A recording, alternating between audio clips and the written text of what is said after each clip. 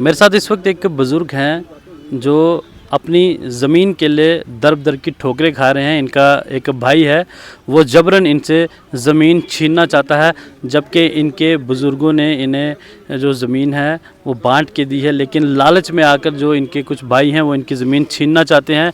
ये इनका कहना है, ये इनके इल्ज़ाम है। तो ये जो है ऑलरेडी हैंडीकैप है, यानी स्पेशल एबल्ड हैं, ये चल नहीं सकते। अपने इनकी जो ये टांगें हैं ये बिल्कुल जो है आप जुड़ी हुई हैं और बड़ी मुश्किल के साथ ये थोड़ा बहुत अपने हाथों के सहारे चलते हैं। और आज ये एसएसपी साहब के पास आए थे इंसाफ की गुहार लगाने, क्योंकि इनकी ज़मीन पर जबरन जो इनका कोई भाई है वो कब्ज़ा करना चाहता है, ये इनका कहना है।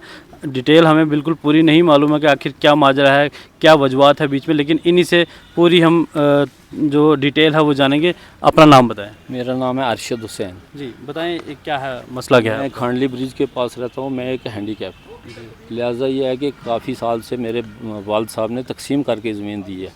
तकसीम करके दिया तो जो मेरा बड़ा भाई है एक्स मैन फौजी रिटायर है, तो वो मेरी ज़मीन पर जबरन कब्ज़ा किया हुआ। लिहाजा मेरी ज़मीन पर जबरन कब्ज़ा किया हुआ। मैंने आज एसपी साहब के पास भी दरख्वास्त लेकर गया था। उन्होंने मुझे आश्वासन दिया है कि आप कि इसकी तहकीकात करेंगे। लिहाजा उन्होंने एसएचओ के पास लिख के दिया है। तो मैं डीसी साहब से भी यही रिक्वेस्ट है मेरी, तो मेरी इसकी तहकीकात की जाए। और मैं माजूर आदमी हूँ, मेरे छोटे बच्चे हैं, और वो है सूर्या चक्कर है, बोलता है मुझे 1-2 कत्ल माफ़ है, तो आप क्या करोगे यहाँ आके। इसलिए मैं डर के मारे उधर जाता ही नहीं, क्योंकि मुझे भी ख़तरा है। तो इसलिए मैं नहीं उस पास से मतलब उस तरफ जा ही नहीं रहा। तो कितनी ज़मीन, कितनी ज़मीन है? ज़मीन काफ़ी है। ये उसी के पंचायतनामे लिखे हुए हैं, उसने हिस्से करके सबसे पहले उसके लड़कों ने सब ने साइन किए हुए, उसके बाद फिर दोबारा कब्ज़ा किया।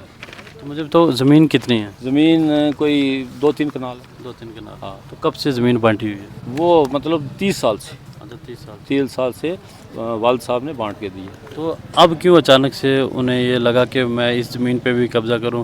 क्या मसला क्या है बीच में? मतलब ये था कि वो अब दोबारा और कुछ कब्ज़ा करके रखी है, उसके अलावा और पर कब्ज़ा कर रहा है, इसलिए मैं यहाँ तक पहुँचा। अच्छा, तो आपके परिवार में कितने बच्चे हैं? मेरे कितने? 2-3 बच्चे हैं, तो मैं और मेरी मिसेज़ 2 लड़कियां हैं। तो मैं इनके लिए, क्योंकि मैं अपने ज़िंदा होते ही ये मीडिया में या आपका शुक्रिया अदा करता हूँ कि आपके सामने ये मैं बात रखता हूँ, क्योंकि कल मर जाता है आदमी, कुछ भी बात है तो मेरे बच्चों को भी वो तंग करेगा, उसका वो ज़िम्मेवार है। अगर कोई कल मर जाए, कुछ भी हो जाए, वो ज़िम्मेवार है। तो मुझे बताओ कि इससे पहले आपने कहीं पे अपनी फरियाद लगाई किसी ऑफिसर को? कोई कहीं पे आपका एक केस चल रहा है?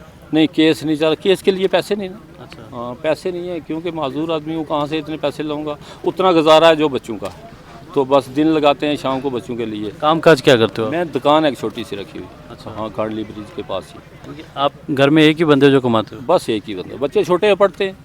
अच्छा। हाँ, बच्चे स्कूल में, सब ज़ेरे तालीम। जी। हाँ, वो कोई मतलब दिहाड़ी लगाने वाला नहीं है। तो क्या दरख्वास्त करोगे मेरी एडमिनिस्ट्रेशन ये से? अपील है कि मुझे ये इंसाफ दिलाया जाए और मेरी ज़मीन दिलाई जाए। ठीक है। हाँ, तो ये एक बुज़ुर्ग हैं जो रजौरी के खांडली इलाके के रहने वाले हैं। इनका ये कहना है कि इनका कोई भाई है जो इनसे जबरन ज़मीन छीनना चाहता है। हमें उसके कब्जे में, उन्हीं के कब्ज़े में है, जिस तरह से ये बता रहे हैं। हमें डिटेल नहीं मालूम है पूरी कि क्या मसला, जो इन्होंने बताया वही हमने आपके सामने रखी है बात।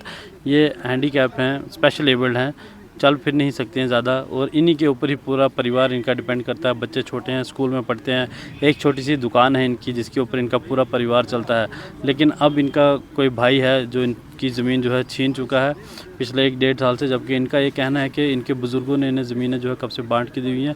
तो देखते हैं कि किस तरह का इंसाफ इन्हें एडमिनिस्ट्रेशन की तरफ से मिलता है, एसएसपी रजौरी की तरफ से मिलता है, डीसी साहब की तरफ से मिलता है। और इस बेचारे की हालत ऑलरेडी, ये बंदा जो है बड़ा ही परेशान है, हैंडीकैप है। तो आप सोचिए जब कोई इनकी ज़मीन पर कब्ज़ा करेगा तो इनकी क्या हालत होगी, ये ऊपर वाला ही जानता है। तो ज़मीन के कुछ चंद टुकड़ों के लिए कुछ लोग इस तरह के काम करते हैं। तो अब इनका यही है कि इन्हें जो है इंसाफ मिलना चाहिए, इनकी ज़मीन इन्हें वापस मिलनी चाहिए। अगर दूसरी पार्टी भी अपना कोई पक्ष रखना चाहती है तो वो भी अपना पक्ष रख सकती है, क्योंकि एक पक्ष तो हमने सुन लिया। अगर दूसरी पार्टी भी अपनी राय रखना चाहती है, अपना पक्ष वो हमारे सामने रखना चाहती है, तो हम उनकी भी बात सुनेंगे। लेकिन इस वक्त जो ये बंदा जो है ये बड़ा ही परेशान है और ये यही गुहार लगा रहा है कि इनके साथ इंसाफ होना चाहिए।